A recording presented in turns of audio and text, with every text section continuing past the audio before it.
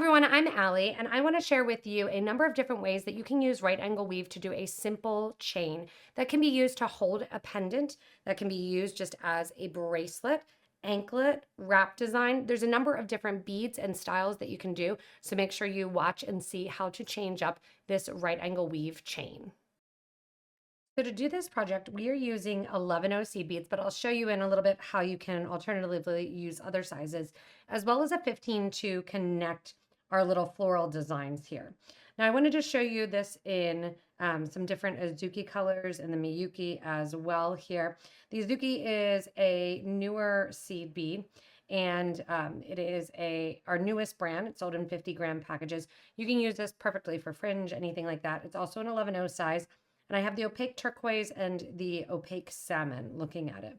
And you can see how when you use different colors, it really makes kind of that floral design with the right angle weave stick up. So I have a stop bead here on some size 6 dragon thread, and I'm using the white color just because of my lighter beads here. I want to begin the design actually with a 15-0. The reason I'm beginning with a 15-0, and I have a Crystal Labrador full 15-0 here, is because that is how it's going to continue as you build your chain here. Then after that, we are going to put on, and this is always the same steps, it's a very simple right angle weave, 4 of your 11 seed beads, and you're going to circle back through the 15-0 that you added first. Push that all down next to the stop bead.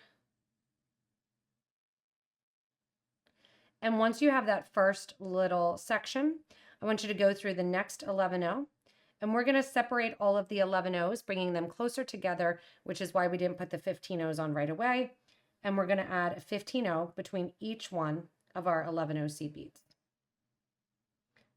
This is going to hide the thread, as well as just give that little separation detail to all of the flowers as you're adding them. Once you have all of your 15-0s in place and you're right back in at that stop bead, you're going to go back through the 15-0 that you originally added before the 11s, go through the next 2 11-0s, skipping over the 14 that you've added, and then come out through the third 15-0. So you're coming out diagonal through the 15-0 that is diagonal from that starter 15-0. From here, we're going to switch colors. So we're coming out the 15-0, 1, 2, and 3, and 4 of our seed beads to start a whole new right angle unit. What we're capturing and connecting to is the 15-0 that our thread is coming out of. So the thread's coming out the bottom, we're going into the top, bringing that into a nice right angle weave pattern, going through the first 11-0 that you just added, adding your 15s in between, and it's just the same pattern the whole way around. So it's interesting to think the 15 is actually the one that is the shared unit of right angle weave in the piece, because you're adding 4 always of your colored 11-0s. And then once you get back to that connection point, I do want to go through the 15, which is our connection, go through a 11, go through a second 11, and I don't go through the 15, so that way the right angle weave of the 11-0 stays nice and tight. And then you're going to exit on the opposite corner of the 15 where you started, coming out of the 15-0 seed bead. That is just the repetitiveness then of the units, always adding 4 for a brand new right angle weave unit, connecting to the seed bead that's already there that the thread is coming out of, adding 3 more 15-0s between each of our 11-0 seed beads here. So I'm coming out the side here, adding a 15-0, adding a 15-0. Now you can do this with other sizes as well too, and other patterns also. Once I get back to it, I'm going to go back through what would be the 4th silver bead in my unit, which is the one that was already there. Turn my piece, go through the 2 11s, the first 2, come out through the 15, and begin again. And it's just that same pattern over and over and over again which you can start and link up to if you have multiple pieces. This piece here has a really short tail, so I'm going to continue and I'll sew and stitch those two together. You can see when you use two different variety of colors, the color pop and the color variance is really, really bright and great. When you use two of kind of the same color, it's a really pretty chain, but you lose a little bit of that floral design and that floral look to it. So the silver lined and the matte here has a different look and a different feel, but you really are kind of losing a little bit of it. Then what I said is you can do this with different color variations. So to show you here, here's if you were doing kind of an S design where you take the beads and as you're putting them on, you put on two of your green beads, two of your pink circling around, and then the next one through always two of your green, two of your pink circling around, two of green, two of pink circling around.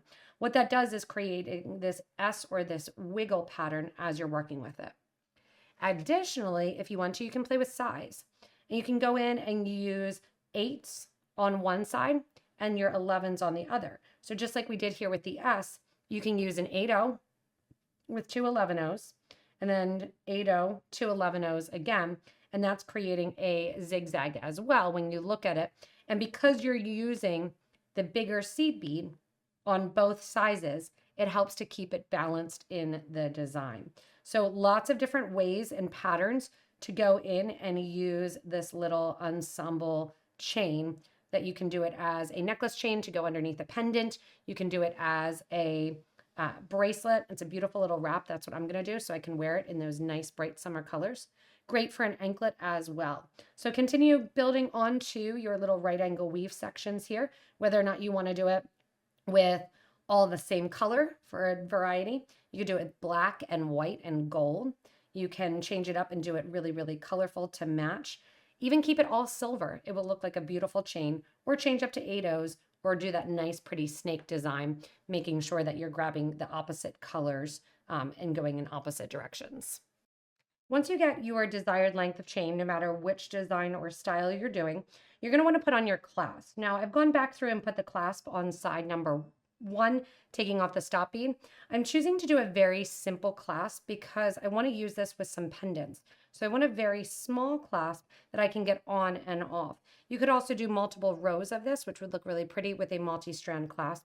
I'm just using the trailer hitch and ball here to finish this off. Coming out the last 15-0, I'm going to grab one of my 11-0 seed beads, push those 15s that I'm done with off to the side. I'm going to go into the ball and chain clasp on the opposite side here.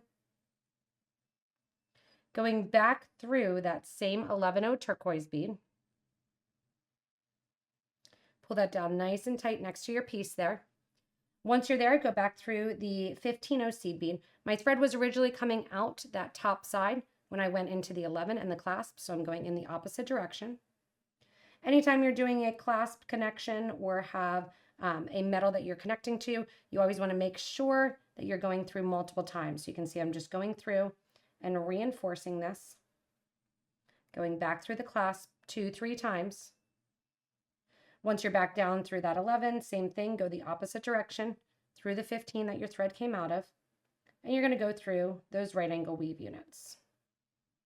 Going through the right angle weave unit, then I'm going to take my thread and needle back a little bit, and on the opposite side, honestly, I only went back 1 bead because my thread was a little bit short.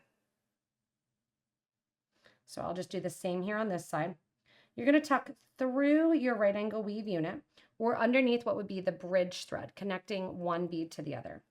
You make a loop, and we're going to sew through the loop once, and we're going to sew through the loop twice. Giving a nice tight pull then. That knot that you've created is going to sit and live in between those 2 beads right there. Give a nice tight pull. Take your needle and thread somewhere else into the design here. And then go in and heat up your thread burner, burn down your thread edge, and burn it flush against the project. And that's it. So again, you can do a number of varieties when it comes to color, when it comes to size, when it comes to pattern as well. 3 blocks of one color, 1 block of another color. Really have fun using this right angle chain to make something that you can wear over and over again, that can support a pendant, support a necklace, even a wrap bracelet, changing from one color to another, doing some color blocks. Can't wait to see your designs in our Facebook group for beading and jewelry making. Thanks so much for joining me in creating that right angle weave chain.